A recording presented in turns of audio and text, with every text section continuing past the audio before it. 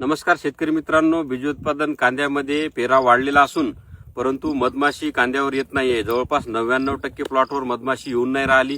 तर त्या ठिकाणी हा प्रयोग बऱ्याच जणांना माहीत आहे. गुळ, विलायची आणि सोप याचं हे द्रावण सकाळी 7 ते 8च्या दरम्यान उकळायचं आहे. ते उकळून त्याच्यामध्ये जोपर्यंत धूर निघत नाही तोपर्यंत त्याला आपल्याला उकळून घ्यायचं आहे. परंतु ते सकाळीच उकळायचं आहे, दुपारच्या वेळी नाही. तर सकाळी 7 ते 8च्या दरम्यान हे उकळून याच्या धुरामुळे मधमाशी आकर्षण होते. या प्लॉटवरती, ज्या प्लॉटवर सध्या मी उभा आहे त्या प्लॉटवर बऱ्याच प्रमाणात मधमाशा असून या ठिकाणी मी तुम्हाला दाखवतो.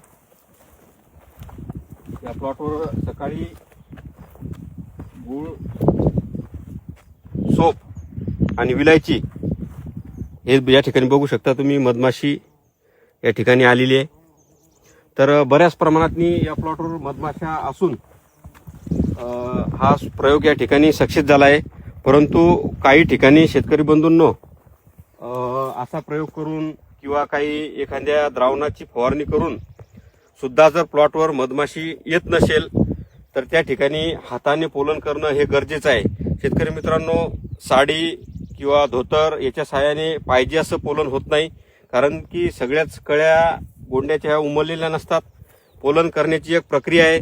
ज्या गोंड्याच्या कळ्या उमलल्या त्याला पावडर येत असते. ती पावडर आल्यानंतर याची पावडर पकडून ज्या फुलाच्या कळ्या उमलल्या आहेत त्याच ठिकाणी आपल्याला पावडर लावायची आहे. ज्या फुलाच्या कळ्या उमलल्या नाहीत त्याला पावडर लावून काही फायदा नाही, तो पोलनवर आलेला नसतो. हे शेतकरी बांधवांनी लक्षात घ्यायचं आहे. तर हातामध्ये कापडी ग्लोव्ज घालून ज्या कळ्या उमलल्या आहेत पावडर आलेली आहे त्याचं या ठिकाणी तुम्ही पावडर पाहू शकता. याला पावडर आलेली आहे माझ्या हाताला, तुम्हाला इथं दिसत असेल.